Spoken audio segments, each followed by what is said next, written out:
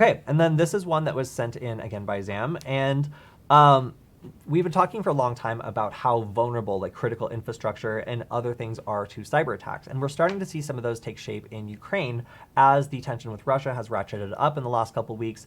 And they have been attacked multiple times by actors who are doing pretty destructive attacks against their services. So actually, let me find... Here we go. So this is the story covering the attacks against government websites. And a lot of this has just had very, very spooky like messages on it that are just saying to be afraid and expect the worst. Ukrainians, all your personal data has been uploaded to the public network. All data on this computer is destroyed. It is impossible to restore them. And then says a bunch of other spooky stuff. So yeah, this is the sort of thing that's designed to be demoralizing, scary, and like make it seem as though lots of things are vulnerable. And also a lot of experts were saying that these attacks were a cover for more destructive attacks, which were actually wiper attacks. And these were the kinds of attacks that were going after networks and destroying specific parts of them that are critical for disk to function, for operating systems to load. And these were not ransom attacks. These were things that were designed to destroy. And there's really no way to recover this once it's been done.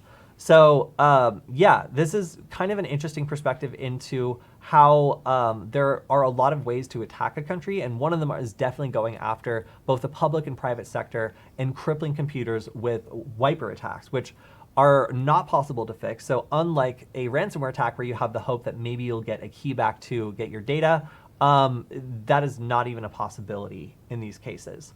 So these cyber attacks are pretty severe, and we can expect that this is going to be the way that wars are fought in the future, where going after a country's infrastructure, before a single shot is fired is often something that would give a country a huge advantage if suddenly the lights were to go out, or internet service were to be disrupted, or communications were to be disrupted.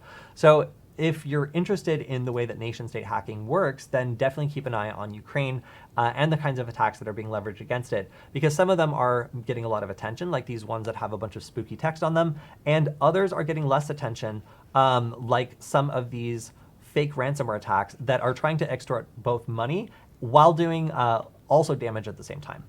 So this two-stage attack that was detected goes after pretty much every important type of file you could ever imagine, and will absolutely wipe all of them. And the problem here also is, like, not only will it go after the stuff that is required for the computer to boot, so it will make it so that the computer can't load anything at all, it will also go after the data, and it will just overwrite it multiple times. So it's not encrypting the data, it is overwriting the data. And that means that there's no way that you could, the data is being destroyed in real time as this is executed. It's not done with a reversible process, so there's no intention here of ever giving this data back to the victims that it is being destroyed by on.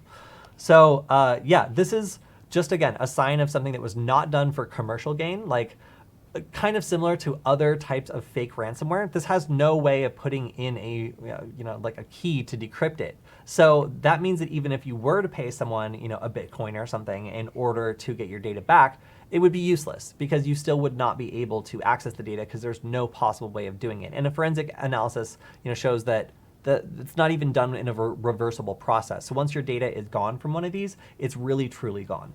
So yeah, an interesting turn of events when it comes to companies being hit by ransomware. Sometimes it's not ransomware at all. Instead, it's a destructive wiper attack that's purely designed to destroy things while also potentially extorting money from people who don't know that the data is now irretrievable. Just seems like they're going like completely scorched earth on this, just like destroying as much as they can, causing general cyber chaos. That's pretty crazy. Yeah. Yes. So the amount of attacks that have been happening against Ukraine over the last couple of weeks has been pretty staggering. And taking a look at some of the ways that these attacks have been designed to be demoralizing, degrading, and otherwise just really scary is just part of a campaign of showing that these things are vulnerable, they can be taken advantage of, they can be attacked, and that these things aren't safe. It's definitely a message that these attackers are trying to hammer home with all of these attacks that look like ransomware but actually are not. And it's really just an attempt to destroy as many things as possible, it seems like. Nasty. Yeah, very. And then, unsurprisingly, the US is not really a big fan of this process. So there were apparently several Ukrainians who were working with Russia to both coordinate these sorts of attacks and also to basically legitimize Russian occupation of Ukraine by acting as like a proxy government, or like a government that would basically be subordinate to like Russian occupying forces. And this, in coordination with the cyber attacks, obviously paint a pretty bleak picture for what is currently happening in and around Ukraine. So interesting to see that sometimes these cyber attacks also spill out into actual like intelligence operations, where there will be like a whole intelligence agency, supporting all of this going on and also orchestrating the cyber attacks that are happening at the same time. So a bad time to visit Ukraine with a computer. Also a bad time to be a computer in Ukraine.